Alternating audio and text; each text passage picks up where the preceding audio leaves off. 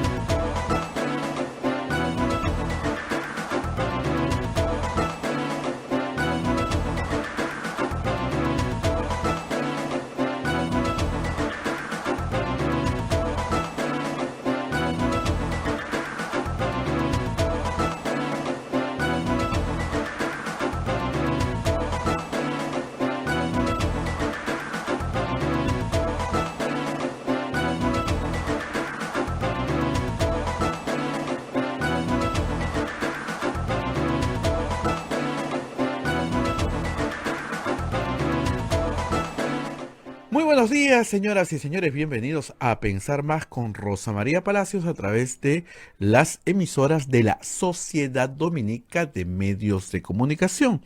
La Sociedad Dominica de Medios de Comunicación, Sodonco, está integrada por Radio Santa Rosa en Lima, 1500 kilociclos en la amplitud modulada, AM 105.1 en la frecuencia modulada al sur de nuestra capital, toda la zona de Villa El Salvador. Enviamos un cariñoso saludo.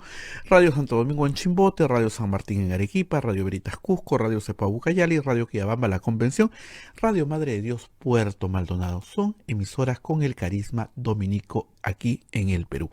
Otra red de radios amigas que se unen a esta transmisión en diversos horarios es Radio Huánuco en Huánuco, Radio La Voz de Ayacucho en Ayacucho, Radio Pública en Puno, Radio Moro en Ancash, Radio Cumbre en Huancayo, es la radio del Arzobispado, Radio Milenio en Satipo, Radio Estación Solar en Abancay, Radio Oriente en Yurimagua, Radio Los Ángeles en Cajamarca, Radio San Valentín en Lampa, Radio Activa en Cerro de Pasco, Radio Continental en Huanta.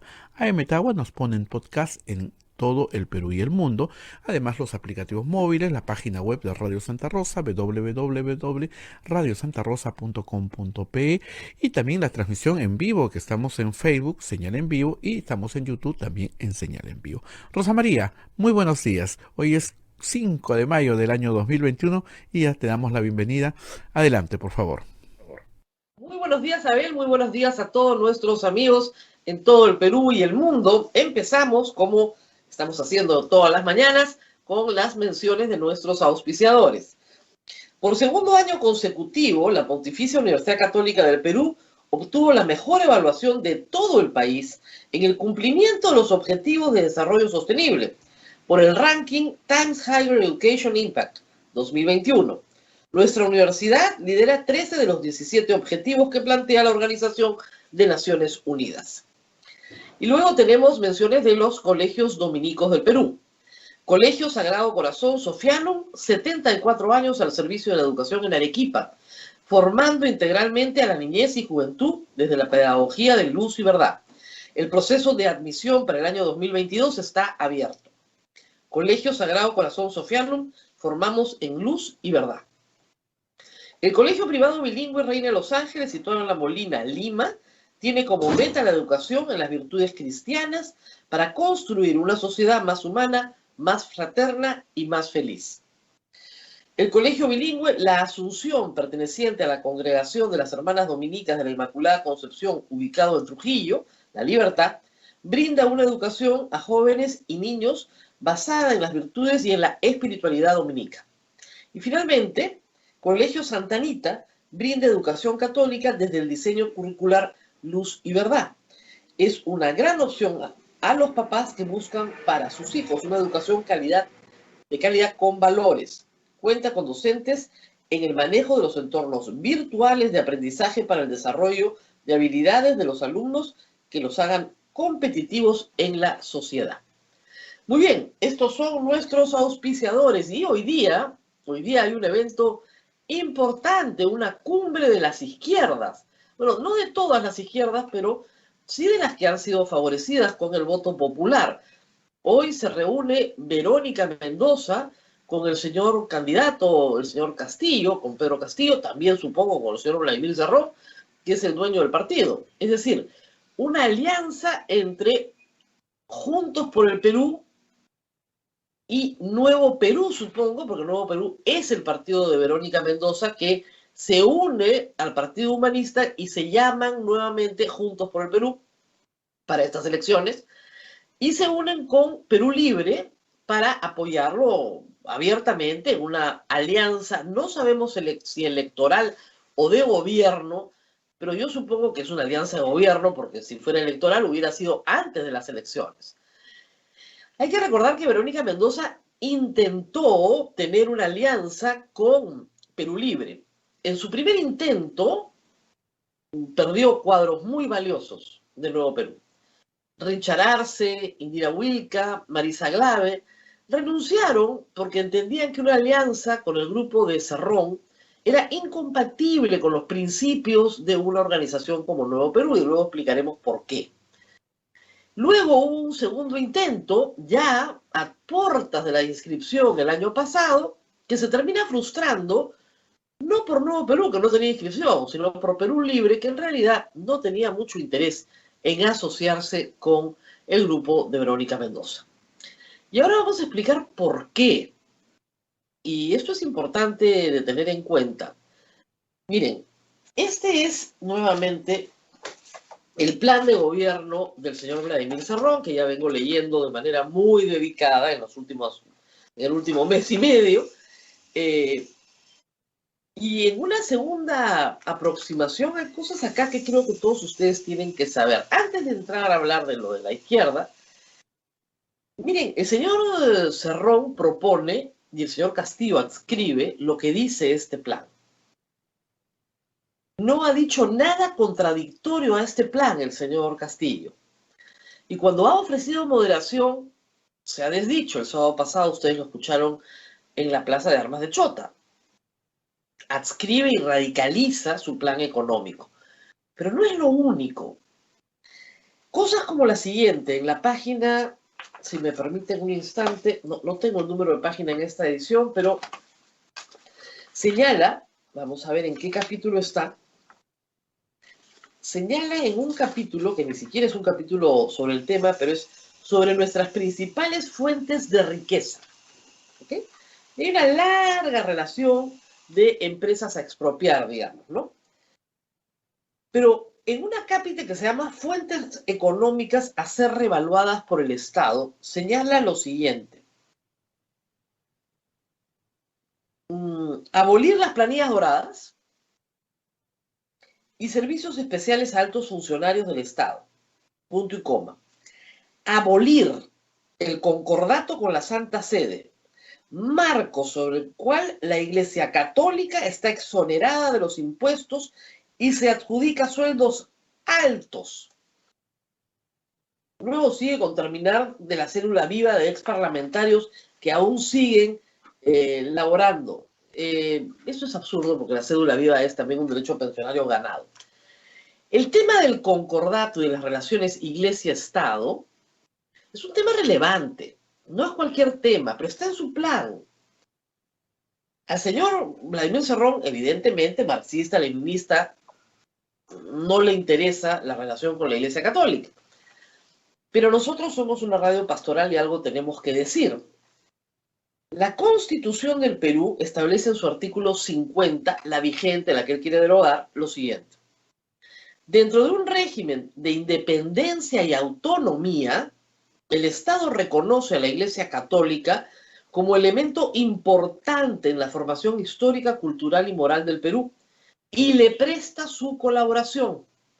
El Estado respeta otras confesiones y puede establecer formas de colaboración con ellas. Reitero, el Estado peruano no es confesional, es un Estado laico. Es decir, no tenemos una religión oficial, no tenemos una religión única. Hay libertad de culto también, según lo señalaba en el artículo 2 de la Constitución. Entonces, dentro de un régimen de independencia y autonomía, el Estado peruano reconoce la importancia de la Iglesia Católica como elemento importante en la formación histórica, cultural y moral del Perú. Habría que ser ciego para no ver la importancia de la Iglesia Católica en la formación histórica, cultural y moral del Perú. Y le presta su colaboración. En 1979, a finales del régimen militar de Morales Bermúdez, el Estado peruano y el Estado Vaticano, que también es un Estado, firman un tratado. Ese tratado se llama Concordato entre el Estado peruano y la Santa Sede. Ese es el tratado que el señor Vladimir Cerrón quiere abolir. Voy a usar su palabra exacta. Abolir. Porque según él, eso le da altos sueldos a los sacerdotes. Les leo nuevamente lo que dice el plan, para que no quepa duda. Muy bien. Abolir las planillas doradas de servicios especiales a altos funcionarios del Estado. Abolir el concordato con la Santa Sede, marco sobre el cual la Iglesia Católica está exonerada de los impuestos y se adjudica sueldos altos. Se adjudica toda la Iglesia Católica sueldos altos. Primero, las exoneraciones tributarias no son al impuesto a la renta, porque la Iglesia Católica no es una empresa, no tiene utilidades, no tiene rentas. Ahí no hay nada que exonerar. Cuando la Iglesia Católica vende algo, vende un bien de alguna naturaleza, alguna organización perteneciente a la Iglesia Católica, paga IGB como cualquiera. Cuando las religiosas dominicas imparten el servicio de educación, no pagan IGB porque los servicios de educación están exonerados del IGB en todos los casos, seas católico o no seas católico. ¿Cuál es el impuesto en el que realmente la Iglesia Católica sí, efectivamente, tiene una ventaja? El impuesto predial. ¿Por qué? Porque las extensiones que tienen las iglesias en el Perú son bastante grandes, ¿no es cierto? Iglesias, muchas de ellas históricas, monumentos nacionales, en las que el Estado peruano no invierte un centavo, que la Iglesia Católica tiene que sostener por sí misma, por si acaso. Los altos sueldos a los funcionarios es un tema recurrente que se agita de vez en cuando. El costo total de toda la colaboración que el Estado peruano brinda a la Iglesia Católica en total al año no pasa de 3 millones de soles. Un par de plantas de oxígeno que la Iglesia Católica ha levantado valen lo mismo, para que se hagan una idea de lo que la Iglesia Católica aporta a la sociedad peruana en tareas donde el Estado está ausente. ¿Por qué se gasta 3 millones de soles? Porque en el concordato se estableció que los obispos, iban a recibir del Estado peruano un sueldo mínimo, 930 soles. Esos son los altos sueldos, según el señor Cerrón. Y eso es lo que él quiere abolir. Quiere abolir eso porque no quiere que la Iglesia participe en la formación religiosa de los niños. Eso está clarísimo. El centro del concordato es permitirle a la Iglesia Católica impartir educación católica. Y el señor Cerrón no le gusta la educación católica. Él se formó en Cuba. ¿Qué le va a gustar la educación católica? Y en su plan está abolir el concordato porque al señor Cerrón no le gusta la educación católica. Y debería decirlo abiertamente. No nos gusta la educación católica. Está en su plan. O sea, no es un secreto. Yo pensé cuando me lo contaron que no era cierto y que era una exageración de la gente que quiere abolir todos los tratados, porque en realidad casi todos los tratados los quiere abolir. Pero dice claramente, abolir el concordato con la Santa Sede, marco sobre el cual la Iglesia Católica está exonerada de los impuestos y se adjudica sueldos altos. ¡Sueldos altos! ¿Cómo puede mentir tan descaradamente el señor Cerrón? Lo que él no quiere es que exista la Iglesia Católica en el Perú, o que si exista, más o menos sea invisible. Que ese artículo de la Constitución, donde se dice que la Iglesia Católica tiene importancia para los peruanos, no sé, se derogue también. Dentro de un régimen de independencia y autonomía, el Estado reconoce a la Iglesia Católica como elemento importante en la formación histórica, cultural y moral del Perú y le presta su colaboración.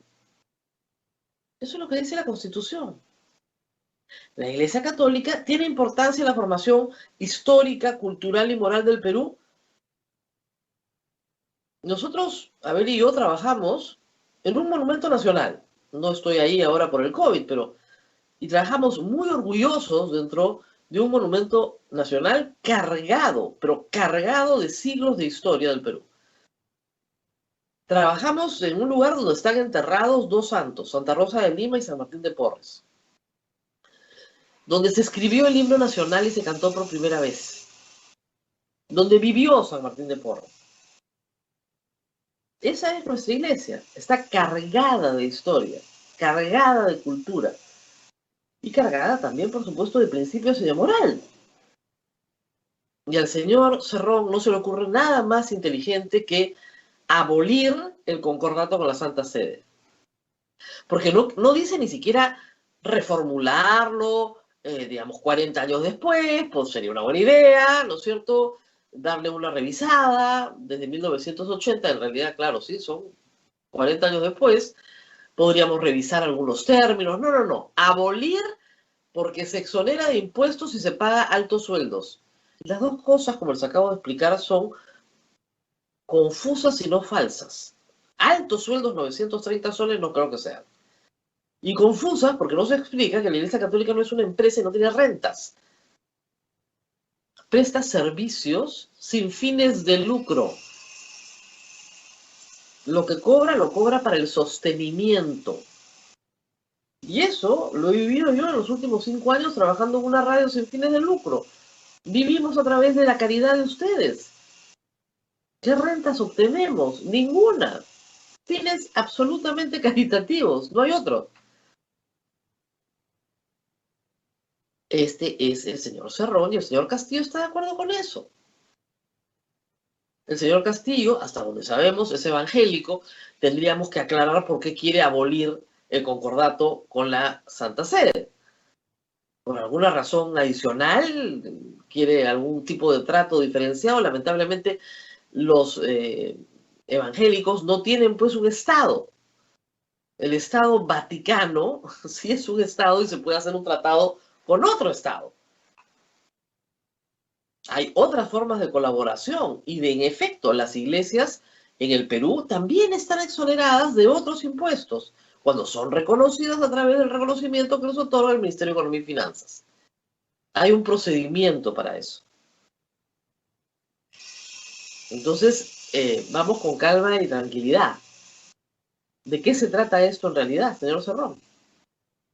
De evitar que la formación moral que imparte los colegios religiosos o los cursos de religión católica en los colegios públicos se sigan impartiendo. Porque eso es lo que está en el concordato. Eso es lo que no quieren que siga existiendo. Formación católica en los colegios públicos. Ahí está el enemigo a vencer. La ideología, que es la superestructura que crea el imperio. Y bueno, regresamos al pacto político entre Verónica Mendoza y el señor Cerrón, porque empezamos por ahí. Yo me he estado rompiendo la cabeza para tratar de entender cómo va a ser ese pacto de verdad. Porque en este documento, Ideario y Programa de Perú Libre, hay críticas frontales al trabajo, a la propuesta, al programa del Nuevo Perú, de Verónica Mendoza. Por ejemplo, en materia de medio ambiente, un asunto que para Verónica Mendoza es central.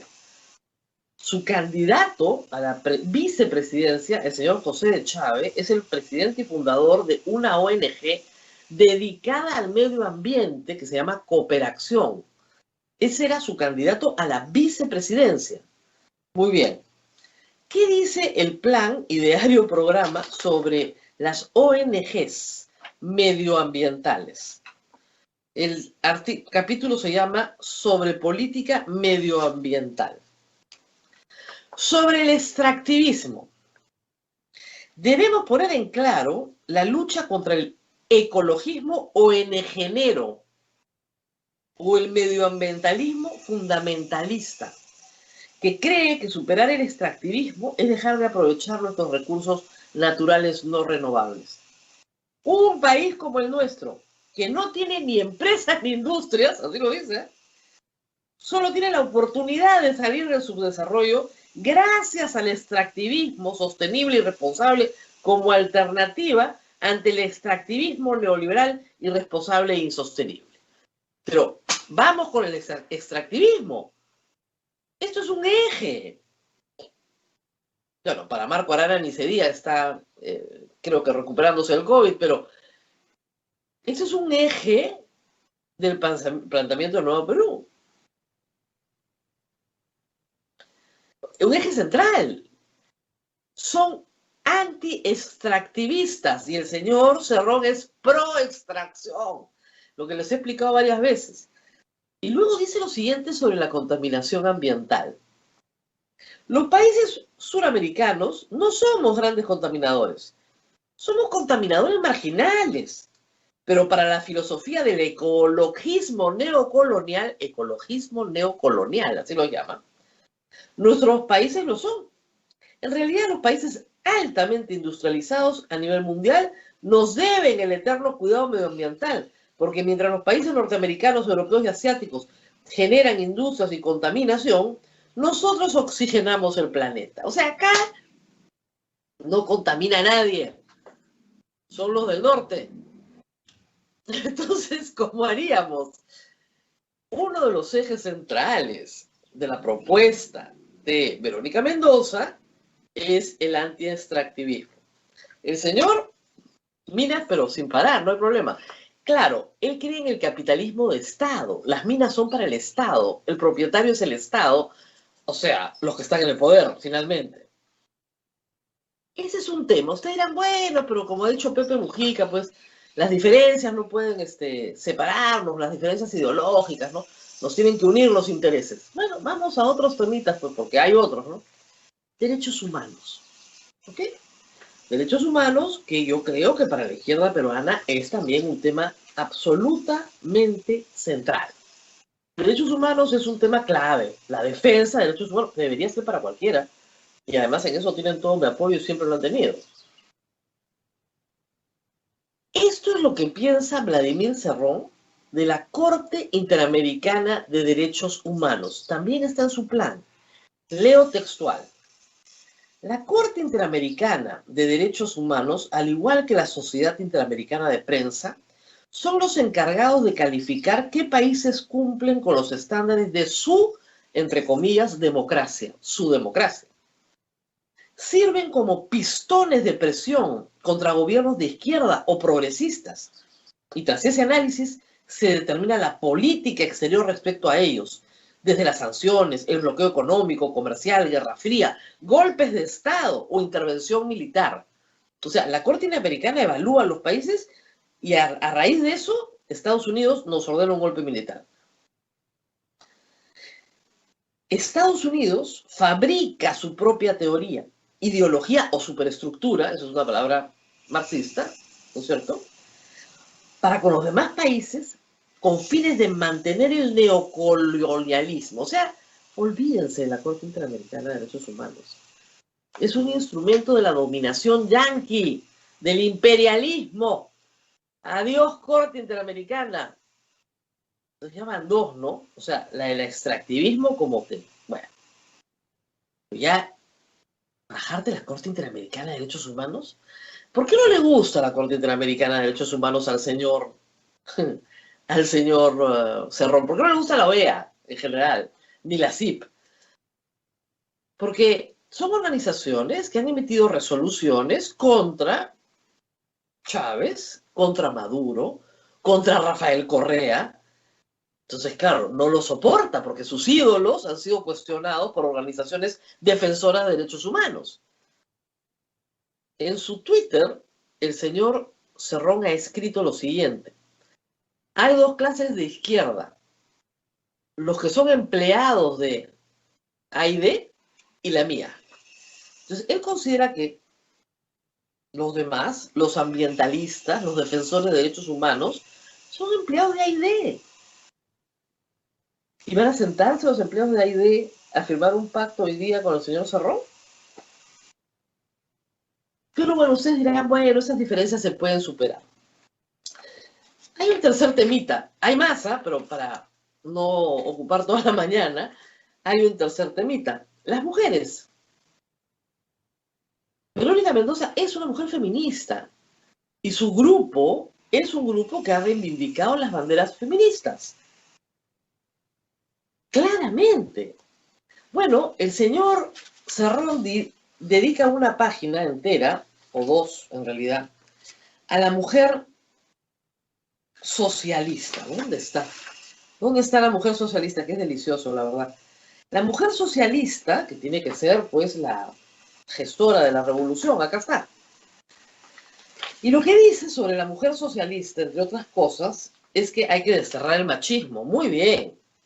Dice, desterrando el machismo, sin que esto signifique instalar su extremo contrario, el feminismo. O sea, como Roque Benavides, igualito, este es un Roque de izquierda. O sea, el que cree que lo opuesto al machismo es el feminismo.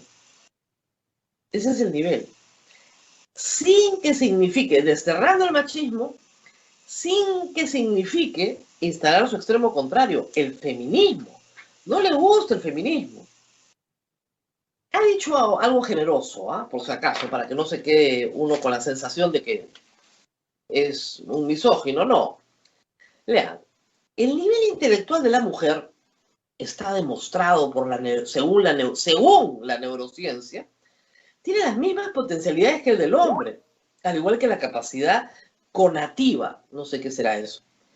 Solamente difiere del sexo opuesto en la esfera afectiva, lo cual le da su cualidad de mujer. O sea, para el señor Cerrón, si no eres afectiva, no eres mujer. Está acá. No estoy inventando. Lo cual le da su calidad de mujer. Los hombres no son afectivos, las mujeres sí. O sea, los estereotipos más baratos, ¿no? Están acá. Pero habla sobre la familia. Miren ustedes, y dice así. La familia es el estado en miniatura. ¿Ustedes podrían definir la familia como el estado en miniatura? No se puede exigir cambio en la familia si no se cambia el estado. El sistema neoliberal quiere hacer creer que se puede lograr la igualdad de la mujer sin transformar el modo de producción de una sociedad. Bueno, van 3, ya 3-0. Medio ambiente, mujer, derechos humanos. ¿No son temas centrales? De verdad, ¿no son temas claves en la agenda del Nuevo Perú? ¿Cómo van a hacer para casarse? De verdad, va a ser un matrimonio mal avenido más o menos desde el primer día. Y no estoy hablando de temas económicos, que podríamos ir ahí también a encontrar severas discrepancias, ¿no? Pero medio ambiente, mujer y derechos humanos, yo supongo que no, Perú no suscribe la agenda contra la libertad de expresión que tiene este plan, ¿no? Ya eso lo quiero suponer. Pero estos temas son banderas de Juntos por el Perú, así se presentaron. Defensa de los derechos humanos, Comisión, Corte Interamericana, utilizar todo el sistema interamericano, que lo han hecho y bien, ¿no es cierto? Defensa de la igualdad de las mujeres, no defensa de esta mujer que es más afectiva y que por eso se define como mujer, que solamente existe en la imaginación del señor Castillo. Y medio ambiente. El señor dice que las ONGs anti-extractivistas, ¿no es cierto?, van a ser proscritas prácticamente. Medioambientalismo ha dicho ONGenero, fuchi, chao. ¿Qué hacemos con el señor de Chávez? A eso se dedica, a una ONG medioambiental. Y era el candidato a la vicepresidencia de la señora Verónica Mendoza. ¿Cómo hacemos? Reitero, yo no sé cómo se van a casar. Y estoy señalando 3 asuntos. Reitero, con un poquito más de dedicación podríamos más. Y claro, buscando los asuntos hoy en la mañana temprano, encontré lo de la Iglesia Católica y me pareció muy importante para la audiencia de Radio Santa Rosa explicarles ¿Cuál es el predicamento del señor Cerrón sobre la Iglesia Católica? Abolir el concordato con la Santa Sede. Abolir. Si a esto sumamos su interpretación constitucional que ya hemos explicado de cómo va a ser para disolver el Congreso sin pasar por el Congreso, a través de un referéndum, sin pasar por el Congreso, a través de una constitución reformada, sin pasar por el Congreso, bueno, tenemos más o menos el programa descrito. El señor Cerrón quiere organizar básicamente un golpe de Estado para que estas ideas lleguen al poder. Y el señor Castillo, lamentablemente, el día sábado en Chota, perdió la oportunidad de distanciarse de esto. No basta con que lo persigan un grupo de reporteros y le saquen a la volada una declaración subiéndose a un carro donde grita, Cerrón no tiene nada que ver con esto, ¿ah? Eso no es formal. Eso no es institucional. Él es el candidato de Perú Libre. Hay que agradecerle al señor Cerrón la absoluta transparencia con la que expone sus ideas para crear, como lo él llama, un Estado socialista. Él quiere, lo llama durante todo el programa, Estado socialista. Eso es lo que quiere crear. Muy bien. Está en su derecho de dar. Las ideas no se reprimen, se exponen. Pero son pésimas ideas. Y quiero añadir algo más, que lo expliqué ayer en Twitter y lo voy a volver a explicar. Miren, ustedes no me tienen que explicar a mí quién es Keiko Fujimori. Yo entrené a Pedro Pablo Kuczynski para el debate del 2016, hace 5 años. La he estudiado al milímetro. Le conozco todos los defectos. Y cualquier adjetivo que ustedes me puedan dar, yo se los mejoro. Y es más, se los concedo. Estoy completamente de acuerdo en todos los adjetivos que le pueden colocar encima. Ni siquiera los discuto. El problema es que el plan económico del señor Cerrón que va a ejecutar el señor Castillo es el hambre del Perú. Ese es el problema central. Autocrática, abusiva, sinvergüenza, procesada por corrupción. Ya, todos se los... Es verdad, son hechos, esa es la evidencia. Manejó pésimo su bancada, no pensó en el Perú, todo. Irresponsable. Mala hija, también, todo. Y yo podría hablar peste de Keiko Fujimori durante horas. Pero el problema es que el plan económico de Pedro Castillo es el hambre de todo el Perú. Este plan que tiene Vladimir Cerrón acá, esto es el hambre. Y ese plan económico es el que se ha vuelto a señalar como el que va a implementar el señor Castillo después del sábado en Chota. Una política de sustitución de importaciones que fracasó en los 70s. Es como si sacaras de un baúl, ¿no es cierto?, ciertas reliquias, ¿no? Sustitución de importaciones. No lo hace nadie en el planeta ya. Fue una teoría de Cepal en los 70 para promover la autarquía que fracasó dramáticamente. En los últimos 20 años en el Perú, 30% de los peruanos salieron de la pobreza monetaria. 30% de los peruanos salieron de la pobreza monetaria. Aunque a usted no le parezca, porque tiene mala prensa decirlo, hoy estamos mejor que hace 30 años. El problema del plan de Cerrón es que nos lleva 30 años para atrás. Con la pandemia hemos perdido muchísimo. En algunos sectores se ha perdido una década. Una década. Y hay que luchar para recuperar eso.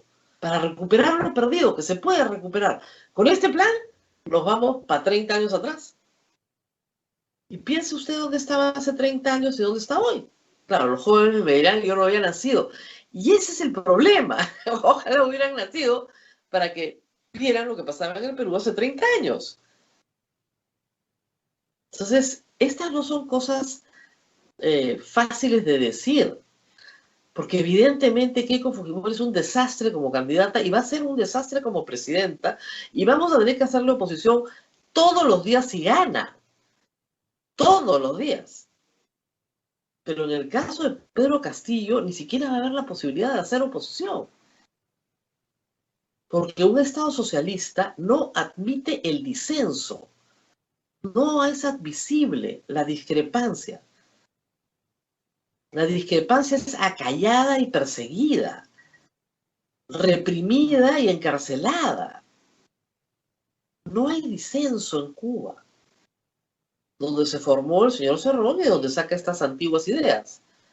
No hay disenso en Venezuela. Ustedes dirán, sí, en Colombia reprimen. Claro que reprimen, y en el Perú también. La represión no tiene ideología. La represión recibe órdenes. Y es una tragedia que en todas partes, en los Estados Unidos también, se reprima de una manera abusiva, con un uso excesivo de la fuerza. Pero en las democracias, tú llevas a los culpables a los tribunales. En el Estado socialista, los culpables nunca pagan. Esa es la gran diferencia. Muy bien, Abel, tenemos que irnos a la pausa, 8:37 ya.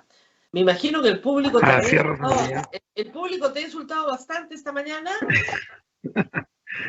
Bueno, hay mucha confusión, ¿no? Hay mucha confusión. Bueno, la situación, pues, estar entre los dos candidatos finalistas, pues, no es nada agradable para nadie. Muchos creen dicen, ya se alinearon. Acá nadie se ha alineado con nadie.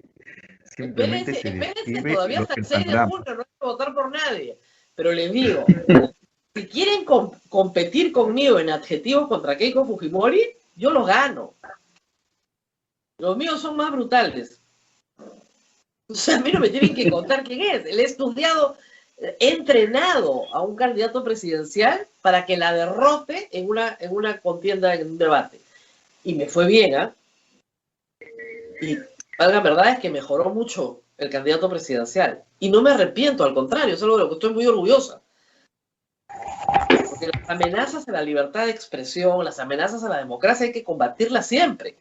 Pero hoy, entre los dos, si es que no se modera, porque podría moderarse. ¿Qué le cuesta a Castillo moderarse? ¿Qué le cuesta cortar con Cerrón? No puede. El sábado pasado quedó clarísimo, no puede. Y probablemente por eso ni siquiera puede ir a un debate. Se está negando a ir a debates porque, claro, es evidente, lo hemos visto el sábado, que esa dependencia de Cerrón es absoluta. Vamos a hacer la pausa y regresamos. Vamos a la pausa y regresamos con el doctor Edward Malagatillo, que ya nos está esperando. Pausa.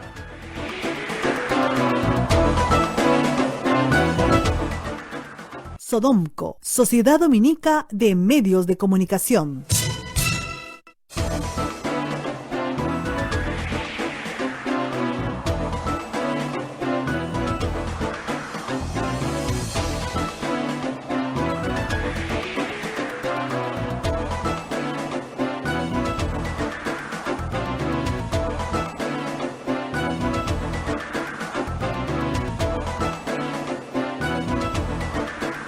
Continuamos con A Pensar Más a través de las emisoras de la Sociedad Dominica de Medios de Comunicación. Nos escuchan en Lima, en Radio Santa Rosa, Chimbote, Radio Santo Domingo, Arequipa, Radio San Martín, Cusco, Radio Veritas, Ucayali, Radio Cepagua, La Convención, Radio Quillabamba, Puerto Maldonado, Radio Madre de Dios, en Huánuco, Radio Huánuco, Ayacucho, Radio La Voz de Ayacucho, Puno, Radio Pública, Ancash, Radio Moro, Huancayo, Radio Cumbre, Ratipo, Radio Milenio, Abancay, Radio Estación Solar, Yurimaguas, Radio Oriente, Cajamarca, Radio Los Ángeles, Lampa, Radio San Valentín, Cerro de Pasco, Radio Activa, Huanta, Radio Continental, Aemetagua. Nos ponen podcast en todo el Perú y el mundo, y además también las plataformas móviles de YouTube en vivo y Facebook en vivo, y toda la página web de Radio Santa Rosa siempre a su servicio, www.radiosantarosa.com.be. Rosa María, adelante por favor. Muy bien, ya estamos con el virtual congresista electo, bueno, creo que ya está, pero en fin, Edward Malagatillo con nosotros esta mañana. Felicitaciones en primer término por el triunfo electoral. Gracias por estar con nosotros. Buenos días, Rosa María. Y como mencionaba, no sé si caben felicitaciones o condolencias porque estamos ante un momento sumamente confuso, sumamente difícil y creo que cabe afrontar el reto con la mayor calma posible. Antes de empezar por la entrevista, quería preguntarle cómo va la prueba rápida molecular.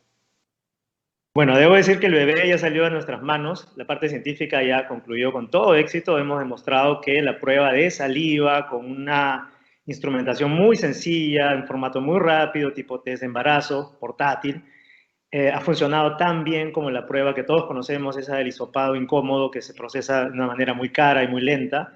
Entonces, es un éxito total, pero ahora viene la fase de producción y comercialización que está en manos de una empresa privada que se llama Bionext, que son los que tienen que tramitar finalmente todos estos procesos, ¿no? Para llegar finalmente al mercado o a la distribución a la población. ¿Y eso cuánto tiempo podría demorar? Uy, hemos sido campeones en ofrecer plazos desde que empezó esto, pero mira, si todo se hace bien, yo creo que dentro del plazo de un mes se podría tener los primeros lotes, porque básicamente se trata de importar los insumos que no son escasos y armar los kits. Ahora, perdóname, eso me parece muy importante. Yo he hecho un llamado al presidente Sagasti y lo quiero reiterar. Si se declaran todas las pruebas moleculares hechas en Perú un bien social, como la vacuna, esto aceleraría el facilitamiento de su producción por privados con ayuda del Estado para que puedan llegar las pruebas moleculares que detectan también diferentes variantes a diferentes puntos del país. ¿Cuánto se demora este test en arrojar el resultado? 40 minutos. ¿Y qué costo tendría, más o menos? Sí, el estimado inicial está alrededor de los $25. Y esto va a depender, por supuesto, de si se hace una producción en masa, si hay una ayuda del Estado, si se rebajan los costos, importación, etcétera. Por supuesto, es variable el margen. Bien, es muy interesante. Un mes, yo pensé que me iba a decir un año. Ya, un mes me parece genial, sería estupendo. Ojalá y que esa sea la prueba que se pida para los viajeros que vienen al Perú, para los que salen del Perú. Hay mucha gente que tiene la obligación laboral de hacerse pruebas también. Eso realmente abarataría muchísimo los costos, sería muy útil. Quiero darte una pista sobre eso, porque a veces me preguntan cosas técnicas de la prueba. Para una prueba de diagnóstico sirve mucho entender si esta va a funcionar en una situación de alta prevalencia cuando hay mucha gente infectada o poca prevalencia cuando son muy poquitos, ¿no? Por ejemplo, la curva es una situación de alta prevalencia. Vas a un hospital y 80% de los pacientes están, bueno. Entonces, esta prueba funciona en ambas situaciones, porque la prevalencia determina qué tan bien o mal funciona una prueba, ¿no? Y las buenas pruebas funcionan en ambos casos. Entonces, en este caso, tener una prueba que también funciona bien en baja prevalencia significa que puedes descartar, por ejemplo, en un aeropuerto donde muy pocas personas estarán contagiadas, o antes de ingresar a una universidad, a un colegio, a una mina, a una pesquera, que es justamente lo que necesitamos para ponernos en marcha otra vez. Exactamente. Bueno, muchas felicitaciones. El bebé está en brazos, ahora tiene que caminar, pero por lo menos ya nació el bebito, ya, con todos los permisos de la Digemit y toda esta historia, ¿verdad? Ya, nació el bebé.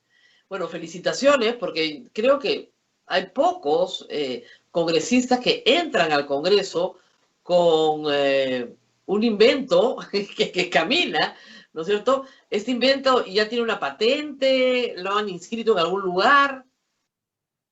No hay una patente porque la tecnología ya existe. Nosotros la hemos adaptado, hemos mejorado algunos elementos, pero también es importante remarcar que desde el primer momento no hubo ni hay un interés comercial. Entonces, la idea es que ayude a la pandemia y punto, ¿no? Si se genera alguna utilidad, pues ya se verá más adelante, pero en este momento no es la prioridad. Muy bien. Vamos a la política que, digamos, usted de laboratorio aterriza en una campaña electoral que en primer término ha sido, bueno, muy dura, porque finalmente su líder político no funcionó hasta el final. Usted sí, pero solo entraron 4, tal vez 4, y además perdieron la inscripción, que es lo más grave para el movimiento morado. ¿Qué va a pasar con el Partido Morado? ¿Qué planes tienen? ¿Qué están discutiendo internamente? Efectivamente, Rosa María, para mí es una suerte de victoria pírrica, ¿no? Yo me imaginaba entrar en una bancada grande, con un presidente en el Ejecutivo, y esta situación actual lo obliga a reformular los planes. En cuanto al Partido Morado, el Partido Morado está pasando por un proceso esperable, que es llamar a sus bases, a sus militantes, hacer un análisis, examinar qué fue bien, qué fue mal, qué toca hacer, cómo reganar la inscripción, porque hay un convencimiento muy claro de que el partido debe continuar, y también replantear los liderazgos, o continuarlos, o cambiarlos, en qué plazos, y toda esa discusión se viene llevando desde el día siguiente a la elección, desde el 12 de abril, ¿no? Yo creo que es un proceso que va a tomar algún tiempo más, porque no es trivial tener un resultado así y reagruparse. Claro, y se había pedido la renuncia a Julio Guzmán. ¿Eso va a ocurrir? ¿Va a haber una asamblea, un congreso, una convención, algo para esto? Se está organizando justamente, se está conversando con la militancia. Yo soy invitado, recuerda, yo veo esto con cierta distancia, muy respetuosa, por supuesto, pero entiendo que ese es el proceso. Ahora, claro, en una situación de derrota y de crisis es lo más esperable, las voces disonantes, es muy esperable que todos tengan su propia interpretación de por qué y tratar de llevar una u otra dirigencia al llano, pero ese es el proceso por el que tienen que pasar, ¿no? Vamos a ver, a esperar con calma, a ver qué sale de todo esto. Y mientras tanto, es evidente que personas como usted, como Flor Pablo, como Susel Paredes, que han obtenido altísimas votaciones, son requeridos por los candidatos, por la prensa, para que fijen posición. Y hasta ahora no la fijan. ¿Van a fijar posición o simplemente no la van a fijar? Mira, la última indicación que yo tengo es que el día de mañana, jueves, debería pronunciarse el Partido Morado con respecto a la segunda vuelta. Esto ha tomado un tiempo de reflexión. Entiendo que Julio Guzmán ha hecho un trabajo bastante arduo de convocar a la militancia, hablar con miles de personas y poco a poco ir definiendo cuál es el sentir de la militancia y alinear esto al ideario del partido, que por supuesto incluye ciertos innegociables que todos conocemos, tienen que ver con el respeto a la Constitución, a las instituciones, a las libertades económicas, a los derechos humanos. Hay una lista de cosas que uno no puede renunciar y que debe exigir de ambos candidatos. Entonces todo esto va a confluir finalmente mañana en un anuncio. Debería estar, perdón, coordinado con una reunión con el señor Castillo. Me parece que es lo que falta, el último peldaño. Ya se reunió con Keiko Fujimori, el señor Guzmán. Así es. El problema es que si uno revisa el ideario que ustedes tienen, ninguno de los dos candidatos califica. Es imposible. O sea, Keiko Fujimori no va a defender los derechos humanos y el señor Cerrón en su diario programa quiere sacarnos de la Corte Interamericana. Las libertades económicas, en el caso de Cerrón, no existen. En el caso de Keiko Fujimori sí, eso sí, pero los dos son autocráticos y los dos están plagados de problemas graves. Que usted es un invitado y además ha sido curioso cómo el señor Castillo inmediatamente, a usted y a Flor Pablo, no a Susel Paredes, obviamente, y ya todos sabemos por qué prejuicios, pero a usted y a la señora Flor Pablo los quiere en su equipo. O sea, quiere que trabajen para él. ¿Qué piensa de eso? Yo pienso que lo primero que hay que hacer es aclarar esa noticia, ese titular. No es que Pedro Castillo invita a, es al revés, Rosa María. Este bebé es otro bebé, nace de una conversación con Flor, con Susel. Yo había ya hecho público un tuit donde publico básicamente todas las recomendaciones que he podido recoger de la comunidad científica y propias durante todo este año, y propongo a ambos, esa es la noticia, se propone a ambos candidatos formar un consenso con una sola estrategia en favor de la gente, una sola estrategia, que los peruanos no tengan que votar por la estrategia de Keiko o la estrategia de Pedro Castillo, sino que una sola estrategia. A ese llamado, Rosa María, respondió uno de los dos candidatos. Respondió con un gesto de, bueno, súmense, conversemos, me parece saludable en primer momento.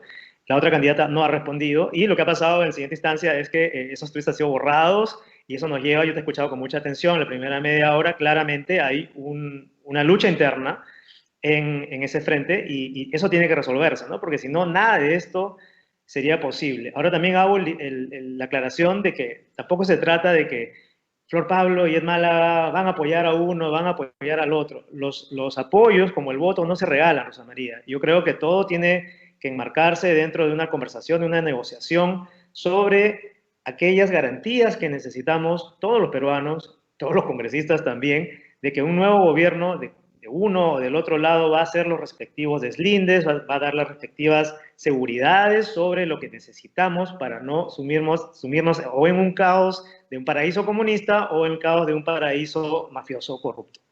Claro, ahora, hasta ahora, claro, los tweets del señor Pedro Castillo se borraron.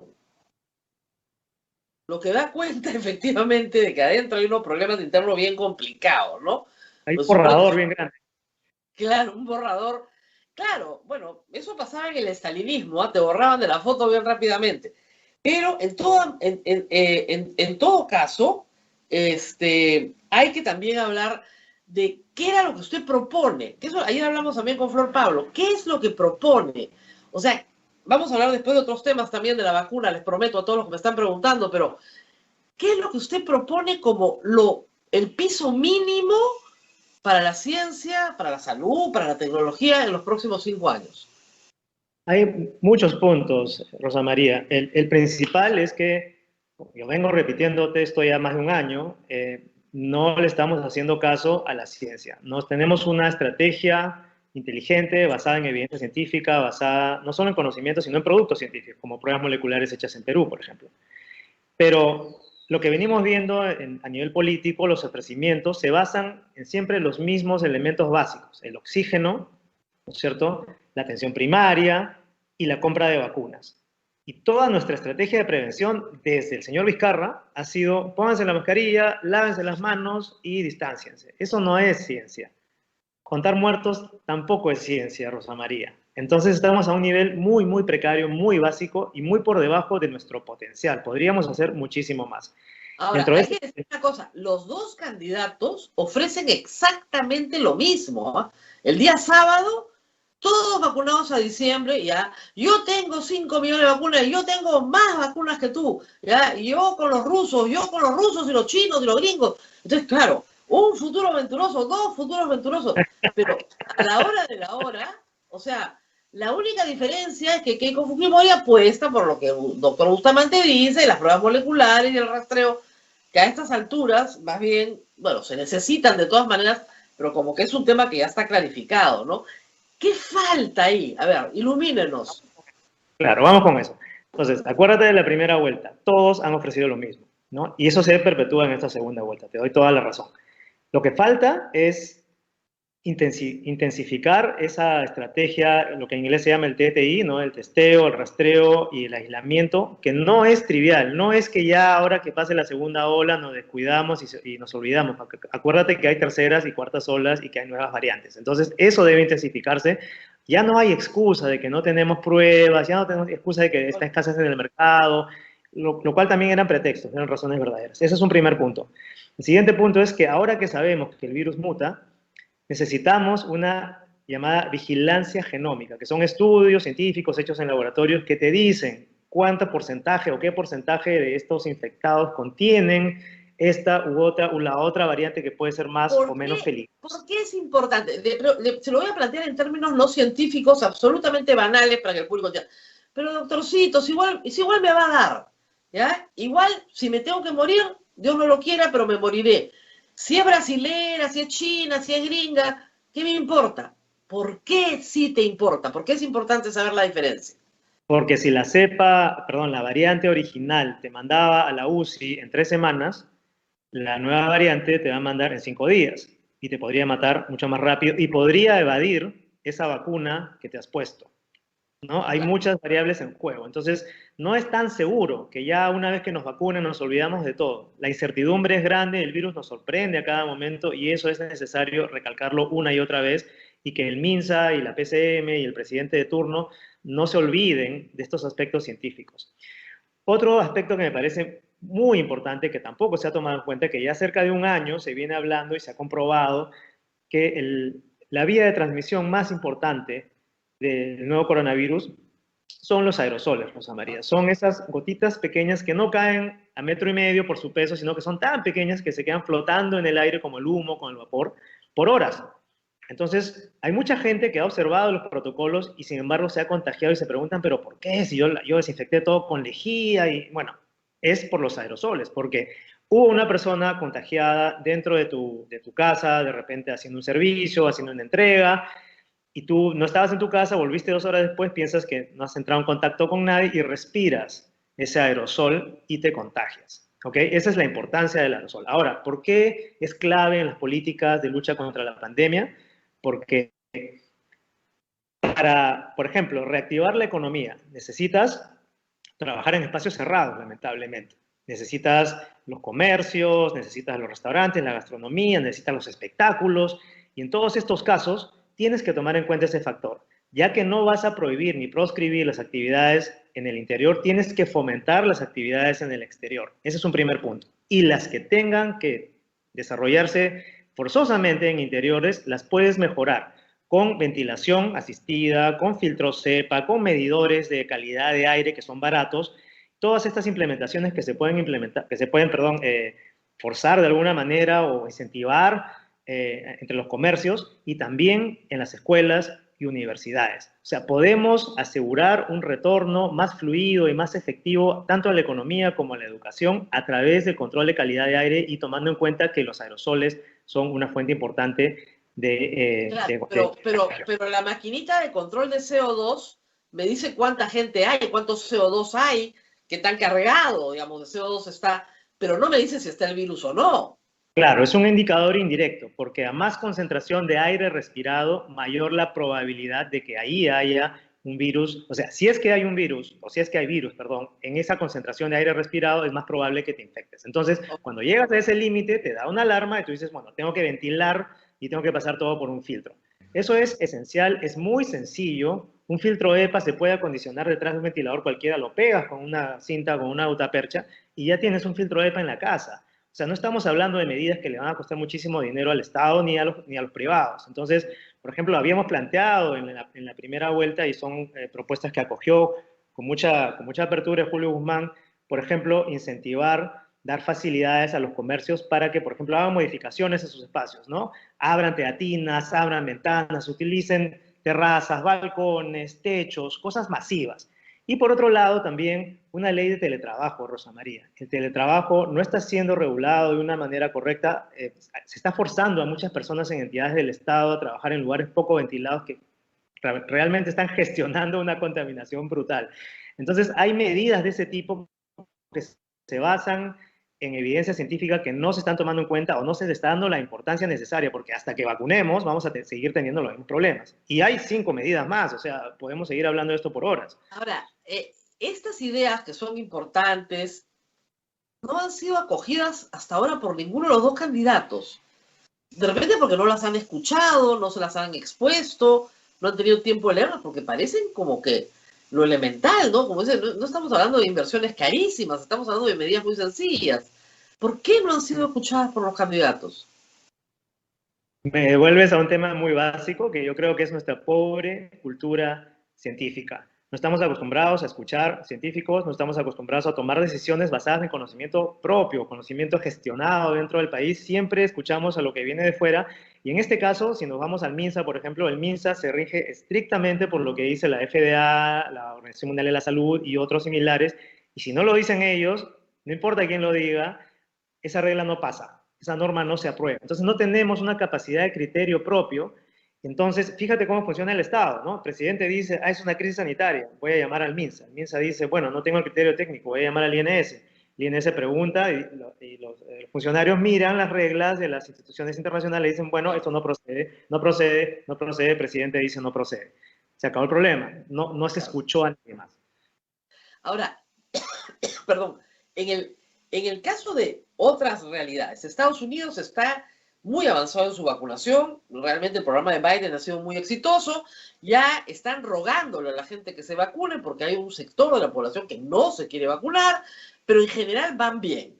Y en este momento, Estados Unidos está relajando reglas. Florida ya no tiene reglas, o sea, prácticamente no hay, o sea, además vacunan a todos los turistas, incentivan que la gente vaya a vacunarse, en algunos estados incluso te regalan una cerveza si te vacunas. ¿Eso significa que la enfermedad desapareció? Que digamos para diciembre nos olvidamos del tema, en los Estados Unidos me refiero. ¿O esto tiene para años? Esto tiene para años. Muchos expertos coinciden en que se va a convertir en una situación endémica, como la gripe, que vamos a tener que considerar todos los años una eventual vacuna y que esa vacuna también va a evolucionar dependiendo de las variantes, de cómo cambie el virus. Entonces, no es que se termina, probablemente vamos a reducir, no, seguramente estamos reduciendo ya la tasa de hospitalizaciones, de muertes, pero va a seguir habiendo casos. Y otra cosa que no le estamos prestando atención, que es parte también de este plan que te contaba, es lo que le llaman el post-COVID, ¿no? Las secuelas del COVID y cómo eso afecta, no olvidemos, Rosa María, tantas personas afectadas por el COVID en su capacidad respiratoria, circulatoria, en los riñones, y esto tiene un efecto directo sobre su capacidad productiva y sobre la economía nuevamente. Entonces, si no hacemos los cálculos, si no hacemos las asociaciones, estamos perdiendo mucho capital. Hay un problema, hoy día está en portada en la República, y creo que ha sido un problema grave, que es el famoso Vacunagate. Un grupo de voluntarios, con la mejor buena voluntad, recibieron placebo, otros la vacuna, y los que recibieron placebo recibieron la promesa de que iban a ser vacunados.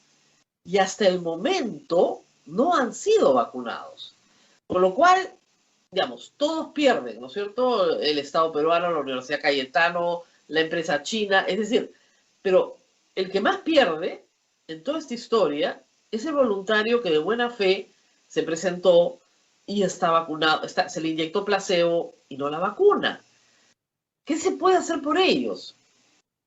Sí, Rosa María, es una situación lamentable. Lo de Sinopharm ha salido mal casi por donde lo veas, básicamente, ¿no? Casi todo lo que podía salir mal ha salido mal, lamentablemente. El ensayo se puede salvar, creo, pero claro, no ha habido un énfasis en que lo más importante son los seres humanos que han donado su tiempo y su cuerpo realmente para este estudio. Yo entiendo que a pesar de todas las dificultades y todas las trabas, finalmente esta solicitud para la importación de las vacunas para aquellos voluntarios que recibieron placebo ya está en manos de DGMIT. O sea, se han pasado muchas trabas, pero ya estamos muy cerca y yo creo y espero que ayer ha habido buenas noticias de parte del doctor Recuenco, ¿no?, encargado del estudio. Yo espero que con esta última aprobación ya se libere el camino y logren cumplir el plazo, porque también el plazo en la China para exportar estas vacunas a Perú también se vence muy pronto. Entonces están corriendo contra el tiempo. Y es una lección, Rosa María. O sea, así finalmente se soluciona ese problema. Es una lección en muchos frentes. Lo que el Vacunagate significó para la política peruana, ¿no?, que el presidente, la ministra, la canciller se vacunen a espaldas, es un escándalo. Que la Universidad Cayetano Heredia haya sido parte, una universidad de élite, que haya sido parte de ese esquema y que también sus propias autoridades y referentes hayan sido partícipes, es otra enorme tragedia que ha llenado titulares en Nature, en Lancet, en New England Journal, que es ya pues como que te expongan un mal peinado en Vogue, en Cosmopolitan, ¿no? O sea, imagínate lo que es eso, es terrible. Y finalmente el tema pues de cómo se debe llevar un ensayo clínico y cómo no se debe tratar a voluntarios. Creo que estas lecciones deben ser recogidas en los próximos años. Por eso una de las propuestas que yo espero lograr sacar adelante es una suerte de comisión de la memoria de la pandemia, Rosa María, porque todas estas son lecciones que deben ser llevadas con ánimo didáctico. Si hablamos de un ánimo punitivo, ya lo decidirán otras instancias, pero por lo menos lo que me interesa a mí es que las próximas generaciones, los niños de acá a 20 años, puedan ir a un museo, a un lugar de cierta memoria y decir, mira, esto es lo que ocurrió en el Perú en ese entonces, y lo que hemos aprendido es que tenemos que ser más solidarios, que no debemos huir del barco, que tenemos que ayudarnos los unos a los otros y escuchar. No, y además que hemos aprendido de ciencia muchísimo, pero muchísimo. En un año y medio creo que, y creo que los colegios pueden incorporar muchísimo de lo que hemos aprendido de sus currículas. O sea, sí hay mucho que decir al respecto sobre el uso de mascarillas. Ahora hasta un niño sabe colocarse correctamente una mascarilla, y cuando empezamos yo no sabía si tenía que taparme la nariz y la boca a la vez, o sea que, porque nunca había usado una. Entonces, de verdad que esto es bien importante. Ahora, esto también significa el desprestigio de una vacuna. Y eso es lo grave. El doctor Bustamante, que ahora es su colega parlamentario, desprestigió en un programa de televisión a la vacuna Sinopharm utilizando datos inexactos, incompletos, de un estudio que no se había publicado, que él no conocía, sino que le dieron un par de páginas para que comente, y a raíz de esos comentarios desprestigió una vacuna que estaba lista para llegar al Perú y que pudo haber salvado millones de vidas. No solo eso, que es lo más grave. Hay personas que tienen resistencia a la vacuna, una resistencia cultural, ideológica, y que reafirmaron sus peores temores con el doctor Bustamante. Y que son adultos mayores, yo conozco varios, que no se van a vacunar, punto, y que prefieren vivir encerrados años antes que vacunarse. ¿Cómo resolver este problema? La vacuna de Sinopharm ha demostrado que sí es eficaz en todos los médicos peruanos, que además son toda la primera línea peruana que ya la recibió. ¿Cómo resolvemos este problema ahorita, inmediato, absolutamente urgente? Estos voluntarios deberían recibir, con el lote de los 2 millones de vacunas que llegan, su propia vacuna. ¿Cómo resolvemos esto? Su propia vacuna y una medalla, Rosa María, por lo que han vivido. Pero mira, yo creo que parte de la respuesta está en algo que nos ha faltado y nos sigue faltando, que es una capacidad de comunicación masiva. Nosotros, colegas como Cristian López Vargas, un renombrado economista peruano, han hablado mucho de las ciencias económicas y las neurociencias como motores de políticas de comunicación masiva que entiendan el comportamiento, que traten de modificarlo de una manera que nos ayude a contrarrestar la pandemia, y nada de eso se ha hecho. Lo que se ha entendido por comunicación en el Estado ha sido, contrato a mi publicista amigo y que me haga un par de spots. Eso no funciona. Se ha entendido como asustar a la gente o castigarla. O sea, yo siempre lo he dicho, la política de Vizcarra y Zamora en su momento es una política punitiva, es una política de castigo. O sea, la enfermedad como un castigo de Dios porque te has portado mal. Entonces, como tú eres sucio, cochino, indisciplinado, informal, entonces te castiga Dios con esta enfermedad. Lo mismo que pasó con el SIDA, lo mismo que ha pasado con la tuberculosis, o sea, una enfermedad que se vuelve estigma. Es increíble lo que han hecho con el COVID. Felizmente, la gente está empezando a hablar y ya sí te reconoce que ha tenido COVID, pero ha habido un momento en que habían personas con COVID que no reconocían que tenían COVID porque era un estigma. Claro, y seguían para adelante, claro, así es. Mira, y además del tema de la comunicación, que sigue siendo parte de una política esencial que tampoco le están mencionando los candidatos, es otro punto. ¿Ves? Cada vez vamos llegando a más puntos de un plan que nadie está mencionando. Me haces también reflexionar sobre la responsabilidad de los científicos, que son voceros, que hablan, que comunican, que explican, porque, claro, este desprestigio a la vacuna de Sinopharm se basó, pues, en un escándalo real, ¿no? En una situación real que había que afrontar. Pero porque yo me quiera tumbar a Vizcarra, porque le tenga un odio visceral a tal o cual bancada, no me voy a apresurar a juzgar una información parcial, como bien lo has dicho tú. Yo lo primero que vi en esos 2 primeros días era una tablita, Rosa María. Y yo decía, ¿cómo en base a una tablita yo puedo decir todas estas cosas, no? Finalmente estamos teniendo la respuesta final, que la vacuna, y hay que decirlo, voy a aprovechar tu espacio, sí funciona muy bien, y lamentablemente lo que pueda o no haber pasado en el Perú no afecta a ese resultado, con todas las dudas que nos puedan traer los fabricantes de la vacuna china, porque no han sido siempre muy transparentes con publicar su data, con revelarla al público, pero bueno, finalmente estamos viendo. Además, en otros países, la vacuna china también está funcionando absolutamente bien, así que no hay motivo para preocuparse. Hay que invocar, sobre todo a los adultos mayores, a las personas en grupos de riesgo, a que se vacunen lo antes posible. No hay mejor vacuna que la vacuna puesta. Claro, la primera que llega, ¿no? Porque hay gente que dice, no, yo prefiero la Pfizer, no.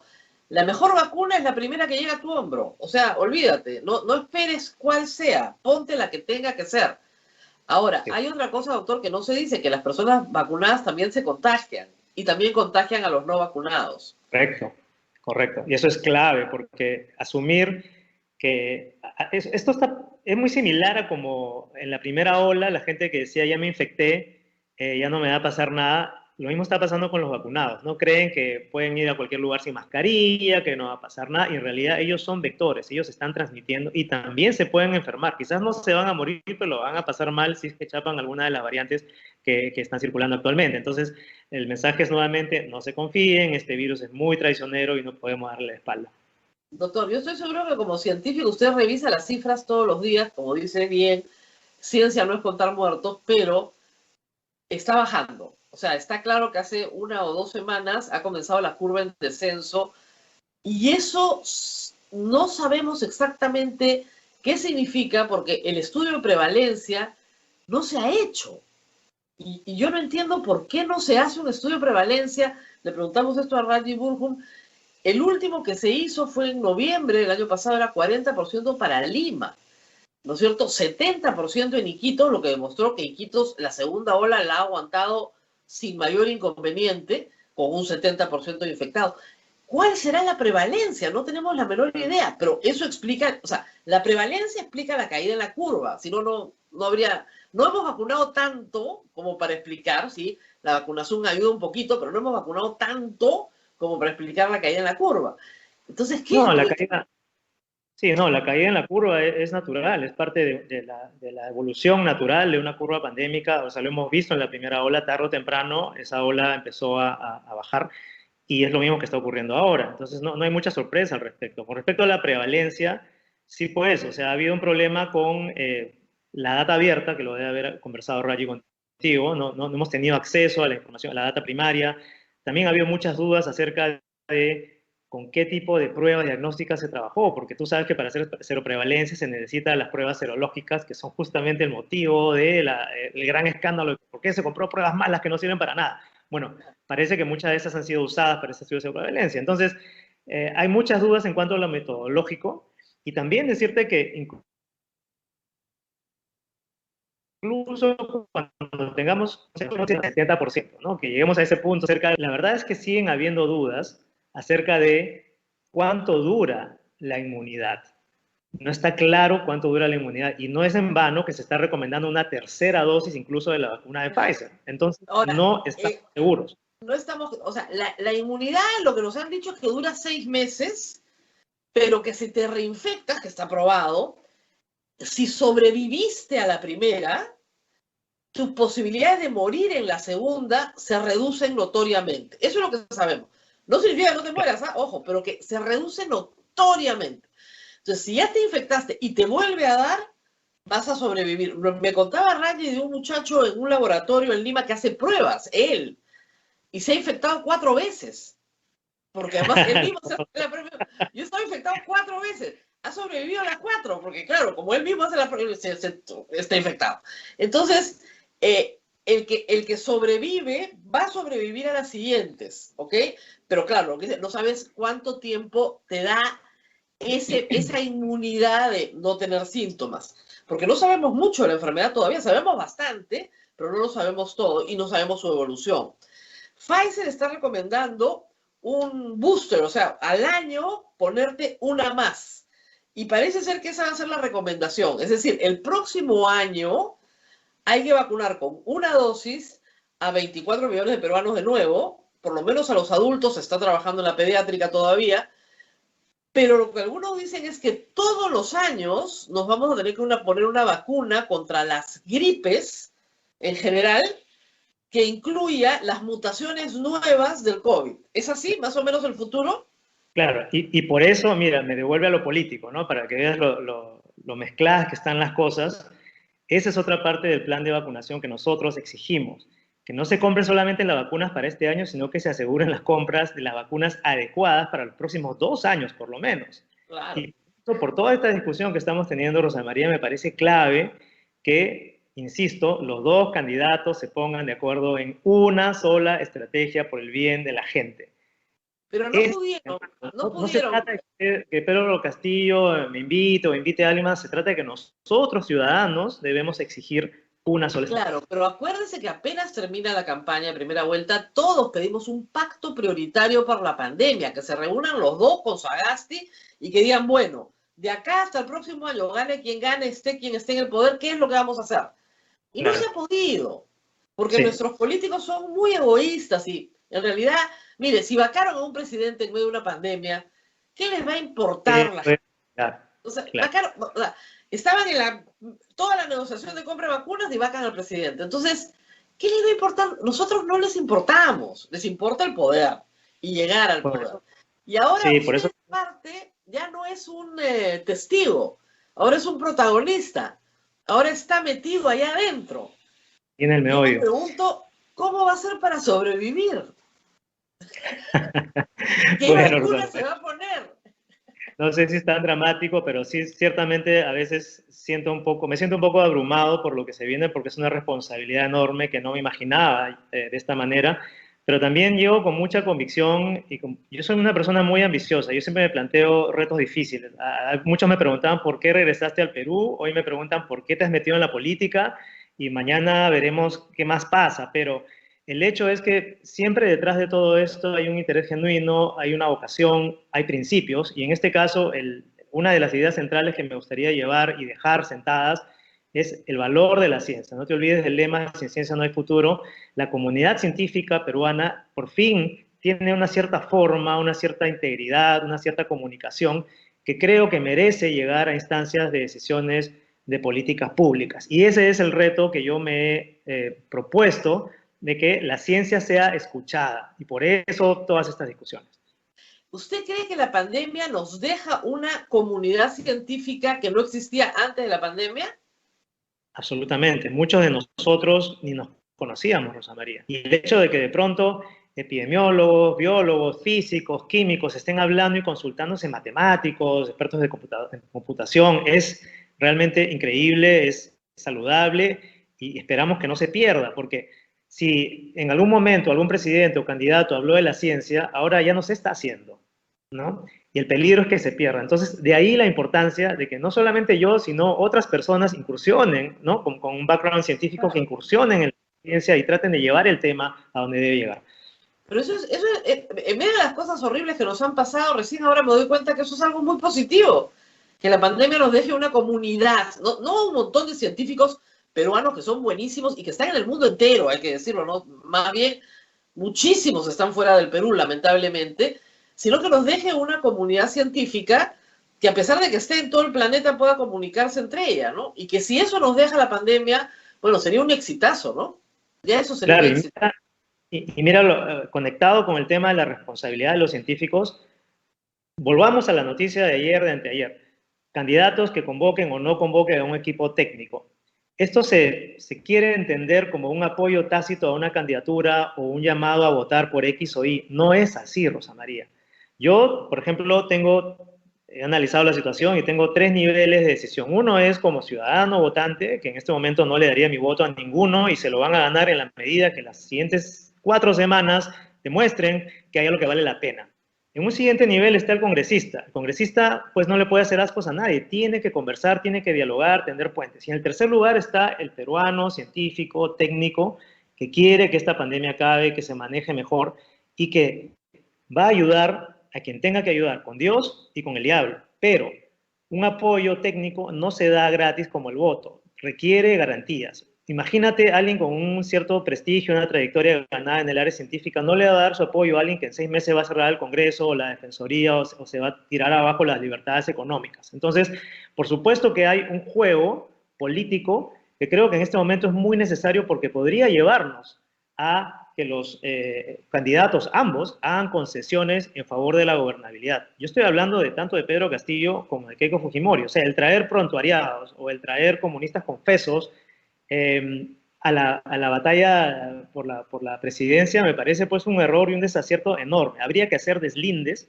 en ambos casos y vamos a ver qué capacidad tienen. Ese es el mensaje que finalmente yo quiero transmitir, ¿no? Cualquier apoyo técnico de cualquier cuadro técnico tiene que estar supeditado a una reflexión sobre lo que realmente queremos y lo que no podemos permitir. Bueno, yo espero que así sea, pero la verdad es que el sábado pasado perdí toda esperanza con Castillo. La verdad que el discurso se ha radicalizado, no se aparta del señor Cerrón. Ayer no tiene nada que ver, pero el discurso es sustitución de importaciones, el discurso... Claro, no sé cómo va a importar sus insumos, ¿eh? La verdad.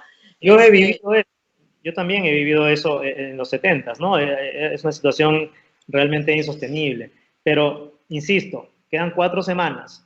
O sea, mal hacemos en apresurarnos. Creo que el deber es exigir. Y yo no sé cuánto poder tenga la ciudadanía, pero esta es una prueba para nosotros de saber cuánto podemos exigirles a 2 candidatos para asegurarles a ellos lo que tanto quieren, que es nuestro voto. Si se sienten seguros, es la peor situación que nos puede acaecer. Así es. Muy bien, muchísimas gracias. No sé si, Abel, ¿hay alguna pregunta del público, por favor? Sí, hay varias preguntas. Bueno, primero saludarlo al doctor, felicitarlo. Hay muchas, transmitirle las felicitaciones. Hay mucha gente en este chat de la radio que ha votado por usted, doctor, así que le transmitimos los saludos que le están enviando. ¿Qué opina de la vacuna peruana? Le preguntan acá. ¿Cómo va ese asunto de la vacuna peruana? ¿Usted apoyaría el tema de la vacuna peruana? Ay, ¿cuántas horas tenemos para hablar de esto? Bueno, Bueno, sí, mira, adelante. Bueno, yo no solo quiero decir existe que la vacuna. vacuna peruana no existe. Por favor, no Exacto, existe. ¿Ya? no En una existe. línea. Es un proyecto que no ha llegado a fase de pruebas con humanos y que tardaría mucho tiempo y mucha inversión. Y algo que funciona en animales no necesariamente funciona en humanos. Así que por favor no se dejen llevar por esas aseveraciones. Sí es importante que tengamos una vacuna, sí hay que alentar a los científicos, pero no vendamos humo. Y hay un punto clave que tiene que ser esclarecido, que es las famosas vacunaciones clandestinas de Chincha, que están relacionadas a ese prototipo de vacuna. Entonces, hay problemas éticos que solucionar y aclarar antes de siquiera hablar de una vacuna peruana.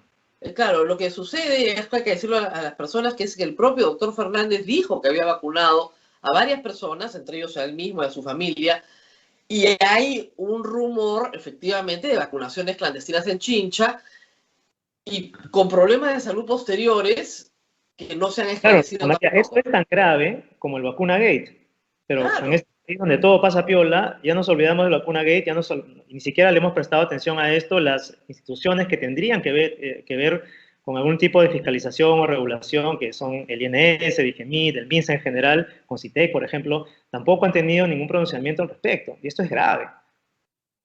No, y es más grave que los dos candidatos el día sábado Apuesten dijeron por... que iban a promover la vacuna peruana para este año. Keiko Fujimori fue más prudente y dijo, bueno, en 3 años. Pero igual, o sea, si hay un problema de vacunaciones clandestinas en seres humanos en un ensayo no autorizado, eso es gravísimo desde el punto de vista ético. Es lo más grave que puede haber, porque se llama, señores, experimentos con seres humanos no autorizados. O sea, eso es muy, muy grave.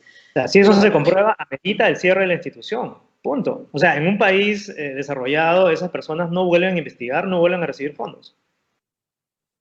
Así es. Así es. Y sin embargo, hay un canal de televisión, hay candidatos, muchos, o sea, los dos, hemos tenido acá, antes de la campaña del doctor Jorge Chávez, todos me hablan de la... Pero es que no existe la vacuna peruana, no está en fase de experimentación con seres humanos, todavía no termina la fase de experimentación con animales menores, están lejísimos. Una vez más, la importancia de que la ciencia se divulgue, se explique desde los colegios, hacia los hogares, en los medios. Nos falta ciencia, Rosa María. Claro, y preocupa mucho, como dice, porque no sabemos si es que estas vacunaciones clandestinas se han dado en seres humanos, qué consecuencias han tenido en la salud de las personas esas vacunaciones clandestinas. Claro, y eso no lo sabemos.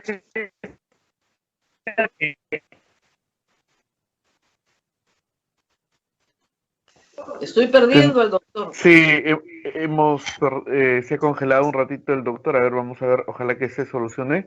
Sí, parece Ahí está. Ya. Solamente quería cerrar esa idea de que para eso están los estudios controlados. No basta con que a mí me parezca que no hace daño, ¿no? Volvemos a la ivermectina. O sea, lo mismo. Y dale con la ivermectina, por el amor de Dios. Pero, doctor, hay una cosa que sí es que estudiarla, que creo que es otra ciencia, la neurociencia, es la convicción que tiene el ser humano y la profunda convicción de gente muy inteligente y muy capaz, que se cree lo del dióxido de cloro sin discusión. Y claro, cuando ese mito se cae, pasamos al siguiente mito y vamos con la ivermectina. Y después va, entonces, no importa, entonces vamos con la otra. Y siempre hay una especie de necesidad primitiva de una cura milagrosa. Qué brutal. Nos aferramos al miedo. Y es lo que está pasando también en esta elección. O sea, somos seres que sucumben ante los temores y se aferran a lo más cercano que hay. Ahora, el miedo es un sentimiento muy positivo, ojo, es el que ha permitido la sobrevivencia de la especie. O sea, gracias al miedo nos ponemos la mascarilla, si no, saldríamos sin mascarilla. Así que no, por favor, no me menosprecien el miedo, que el miedo nos ha garantizado la evolución. Por eso, De acuerdo, te concedo el eso. miedo está en el hipotálamo, atrás bien ahí, huida o ataque, ¿no? O sea, las dos cosas. Entonces, el miedo es un sentimiento muy noble, hay que reconocerlo. A mí me lo enseñaron de chica. No, lo importante no es que tengas miedo. Miedo vas a tener de todas maneras. ¿Qué haces con tu miedo? O huyes o atacas. Buen punto. Una de dos. Entonces, al ataque. Hay que atacar, no hay que huir. A la- Muy bien. Ahora sí, Abel, nos tenemos que despedir. Sí, me quedo con varias preguntas. Había una pregunta. ¿Por qué cree usted, doctor, que no se han incluido en la vacunación a personas con enfermedades raras, me pregunta acá, que atacan al sistema inmune, como en otros países sí los han considerado en primera línea?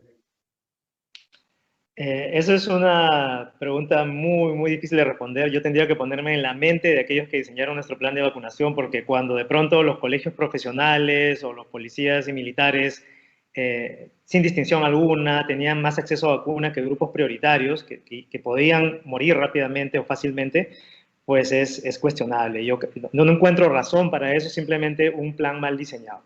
Claro. Porque siempre hay que entender, entran los que tienen la mayor posibilidad de morir primero. Así es. Así Ahí no hay es. ideologías, no hay políticas, simplemente es un criterio científico. Así es. ¿Quién puede morir primero? En esta enfermedad, los más viejos primero. Los médicos, porque tienen más carga viral, los médicos. Los policías que atienden a las personas en las emergencias. Todos los que reciben mayor carga viral y todos los que tienen una predisposición genética, también, primero. Y después vamos nosotros, poco a poco. Correcto. Doctor, ¿ya logró vacunarse o todavía? No, mira, yo he estado expuesto todo este tiempo, he estado en la universidad que ha fomentado la vacunación clandestina y no he logrado, imagínate un cupo. Ya logrará, pero es muy joven el doctor, o sea que todavía tiene para rato, felizmente. Tratemos de cuidar. Muy bien, muchísimas gracias por haber estado con nosotros. Vamos a estar nuevamente, prometo, porque tenemos que seguir hablando de ciencia y porque de esto sacamos lecciones muy concretas para nuestra vida cotidiana. Gracias por estar con nosotros y conmigo será también Abel. Hasta mañana. Así es, Rosa María, muchísimas gracias al doctor Eduardo Málaga. Nos escribe, María Alejandra nos escribe desde Colombia, Rosa María, están pasando bastante mal en Colombia y dicen que les han censurado muchas cosas. ¿Qué le podríamos decir a nuestros hermanos colombianos? Mire, Que de verdad hay mucha desesperación. Hay dos temas acá, bien complejos de explicar, pero vamos a tratar de hacerlo lo más rápido que pueda, porque creo que tengo 3 minutos para hacerlo, con cargo de conversarlo mañana.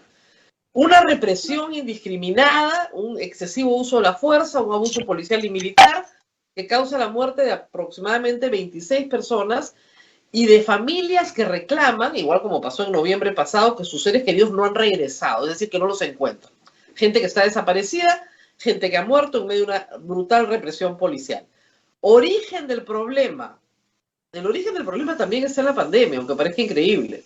El origen del problema está en un paquete tributario para que los colombianos paguen más impuestos. ¿Ok? Duque, que es un gobernante de derecha, normalmente en los gobiernos de derecha no se aumentan impuestos, por el contrario, se bajan. ¿Por qué Duque impone un paquete duro de tributación que ya retiró? Porque Colombia es un país que tiene mejor recaudación fiscal que el Perú, pero mucho mejor recaudación fiscal que el Perú. Sin embargo, su gasto público y su endeudamiento para ese gasto público es muchísimo más alto que el peruano. Tiene mucha deuda y el problema es que tiene que comenzar a pagar deuda y no tiene cómo. En el Perú hemos sido de una disciplina férrea. Por eso, cuando Vladimir Cerrón dice no pagar la deuda externa, se está copiando pues de Venezuela, de Ecuador, de Argentina. No tendremos por qué no pagar la deuda externa. El Perú ha colocado en medio de la vacancia presidencial y en medio de la pandemia un bono peruano a 100 años. O sea, esa es la estabilidad macroeconómica del Perú. Es una de las cosas de las que tenemos que estar orgullosos. Somos sólidos internacionalmente. La deuda peruana es una deuda sólida, bien calificada. Colombia no. Colombia en este momento recauda menos de lo que gasta, por ponerlo así. O sea, le entra menos de lo que tiene que gastar. Entonces, ¿qué haces? Sube los impuestos. ¿Y a quién le sube los impuestos? Y ese es el problema. Básicamente a la clase media. Colombia no paga IGB en una serie de servicios en los cuales nosotros sí pagamos IGB. Entonces estaban grabando esos servicios y eso sí afecta a todos. Por ejemplo, el servicio de electricidad. Pero además colocan un impuesto a la renta para sueldos mayores, a ver, al equivalente a entre 2.000 y 3.000 soles, ¿ok? Ahí colocan impuesto a la renta. Nosotros no tenemos eso. Nosotros 38.000 soles al año, tú no pagas nada. Ellos estaban bajándolo bastante, digamos, a 25.000 soles al año, ya te colocaban la tasa del 15%. Entonces, claro, es un golpe duro para la clase media. Pero además, a los que tenían ingresos un poquito más altos, no mucho más altos, un poquito más altos, les ponían una sobretasa al impuesto de la renta que ya están pagando. Entonces, tanto por IGB como por renta, era bien duro para todos. Y la gente salió a protestar con toda razón. Tú no haces eso sin explicar, sin socializar, o sea, sin dar razones, sin decir, bueno, no puedo, la deuda... Porque, ¿qué pasa? Si la deuda colombiana se deprecia, es un círculo vicioso, su acceso al crédito se vuelve más caro. Entonces, la idea de Duque es recaudar más, pagar deuda, y que vía intereses sigas teniendo la misma tasa de interés, y no se encarezca tu crédito, que al final repercute en la economía colombiana y en el bolsillo de todos los colombianos. Pero eso lo tienes que explicar, y a balazos no se explica nada. Y lo que ha pasado en Colombia en estos 3-4 días ha sido una represión brutal. Protesta masiva y con toda justificación, porque ellos están pidiendo sacarle plata a gente que está saliendo de una recesión en pandemia, igual que nosotros. Es como si mañana apareciera Sagasti y nos dijera, bueno, a partir de mañana, el 10% de lo que tú ganas se lo lleva el Estado. O sea, a través de IGB, a través de impuesto a la renta, a través... Oye, un momentito, yo con las justas estoy llegando a fin de mes. ¿Qué le pasa al señor? Eso es lo que ha pasado en Colombia. Protesta dura y, como les digo, curioso que un régimen de derecha eleve impuestos, pero los eleva porque si no, no puede sanear su deuda. Y si no sanea su deuda, su crédito internacional sube porque su deuda vale menos, se deprecia. Es como un mal crédito. ¿Se entendió, Abel? Rosa María, es algo terrible. Nosotros hemos visto las imágenes y todo lo que se ve de Colombia. Y nos están escribiendo desde allá que les han cerrado incluso las redes sociales y están viviendo un momento muy difícil los hermanos de Colombia. La represión no tiene ideología, es lo que hay que entender. La represión tiene órdenes. Ese policía, ese militar tiene órdenes. El policía no es ni de izquierda ni de derecha. Ejecuta las órdenes de gobierno de izquierda y de derecha y de centro. Y lo que ha hecho Duque es un uso abusivo e indiscriminado de las fuerzas sobre población civil. Y eso tiene sanciones internacionales. Ojo, hay problemas serios de derechos humanos en Colombia. Siempre los han habido, pero en esa represión en particular los hay. Muy bien. Así es, Rosa María. Cuídate mucho. Nos reencontramos mañana. Hasta pronto. Chao, chao.